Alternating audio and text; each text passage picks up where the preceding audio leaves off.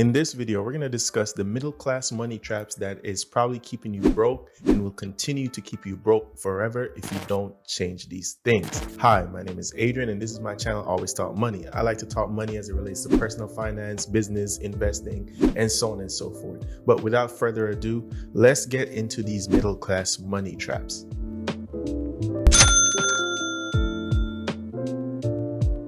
The first and most common money trap that I see keeping Americans broke is that dreaded car loan. And I know a lot of people will say, how am I supposed to get a car? I need something reliable to get back and forth to work so I can make more money. There's nothing wrong with buying a used car, but a used car that is $5,000 to $8,000. Because yes, a lot of people buy used cars, but they be buying $20,000 used cars that are 1 or 2 or 3 years old. That's not necessarily the type of used cars that gonna get you ahead financially. Those are the type of used cars that are going to keep you broke. In 2023, the average car loan, the average car payment is around $700. That's a lot of money. And with a lot of people making around 50 to 60K per year, and the average household income is between 60 and 70K per year, spending $700 per month just on your transportation is going to keep you broke. And never mind the fact that a lot of families have more than one cars, right? Because mom needs a car, dad needs a car, the college student needs a car. That's 3 different car payments. And so when you're wondering what the heck and where the heck is all my money going at the end of the month, I think I'm doing better, but you're not actually doing better. And that's because of your car loans. That FOMO, that keeping up with the Joneses, trying to have the best car, the nicest looking car in the block. All you need is something that's utilitarian. It has air, it has heat, and it can get you back and forth without no hassle. Try to buy a car within the $5,000 to $8,000 range and pay for it cash and see how your finances improve. Do not fall for this middle class money trap. It's not upward mobility to be in a new car and be underwater in your car loan. That's not cool. Another middle class money trap that's keeping a lot of people broke, and it's less than the car notes, because for millennials, it's hard for us to buy houses because we're just poor as a generation, right?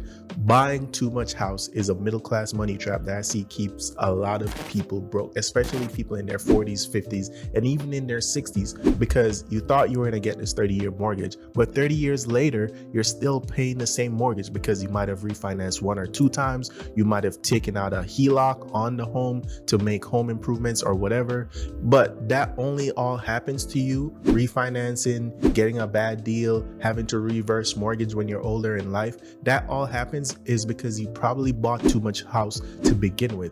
A lot of people, again, want to keep up with the Joneses. They want to have the house with the big lot. They might want a pool. They might want a good exterior, and so on and so forth. And they think they're investing and building wealth by putting money in a home. But if you really look into the numbers, buying a home is much more complicated than that. It's not as straightforward as buy a home, build wealth, raise your net worth, and this is a forced savings account for my nest egg in the future. It's not as simple as that. You have to dig into the nitty-gritty of the numbers. According to the Motley Fool, the average home price in 2022 was $430,000. That's a lot of money. While older generations like the baby boomers might have been able to buy a home for 50, 60K and sell it 20 years later for 300K, that's not really the case anymore in today's society. So if you're buying a home, don't buy too much house, because that is definitely a middle class money trap that's going to keep you house poor and just broke in general.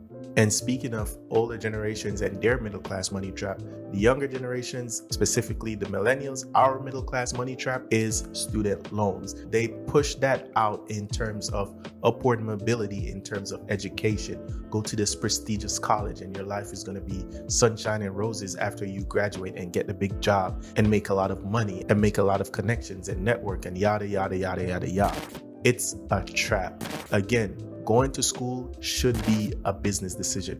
When you are signing any contract for thousands and hundreds of thousands of dollars, that's a business decision. It shouldn't be a decision whether or not the campus looks great, whether or not the room and board is great, whether or not it's going to be great parties at the frat house. Those aren't the things that you should be considering when you're signing a student loan for $100,000 plus.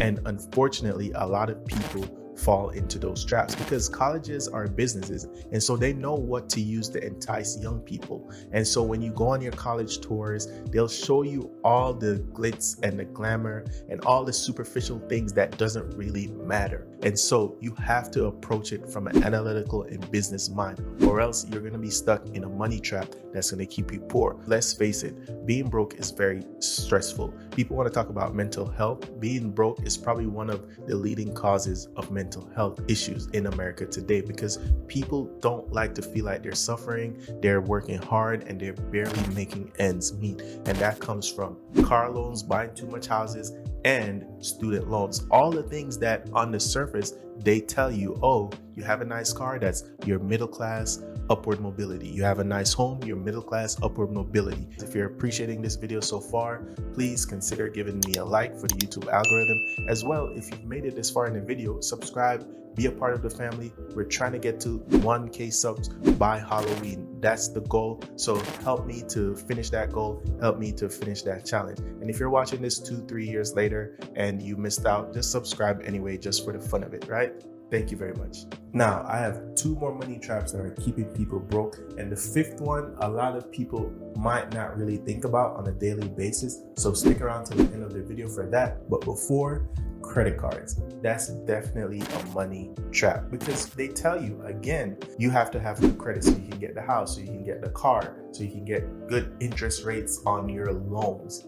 Loans are just another word for debt, right? And debt is not always good. And while rich people and people with resources leverage debt to build their wealth, you are a middle class, regular person. It does not work the same way for you. And so you have to be smart about these things, right?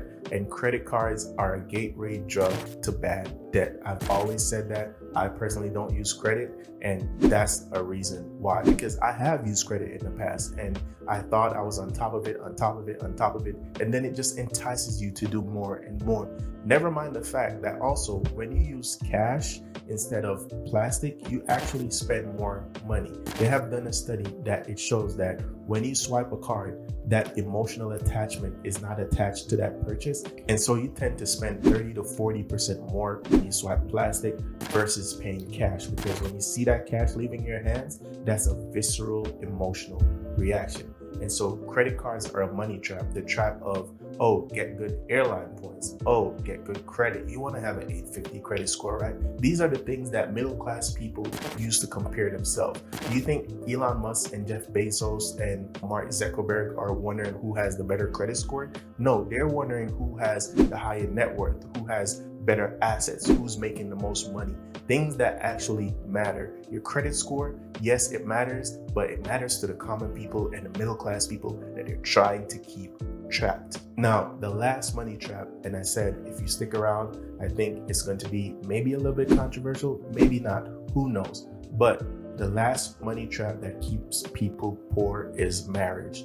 Poor marriages, to be exact, because yes, on the surface, you're middle class, you want to have the white picket fence, the nice cars, the good education, and the nice spouse. And so people rush into things prematurely. They don't do a proper vetting process. Just how you don't do a proper vetting process when you're signing up for these loans. You have to do a proper vetting process when you're signing up to be married legally, because again, you are signing a contract to build generational wealth and keep the family unit together. I think overall that's better for society, but not when people are not approaching it from an analytical and business perspective.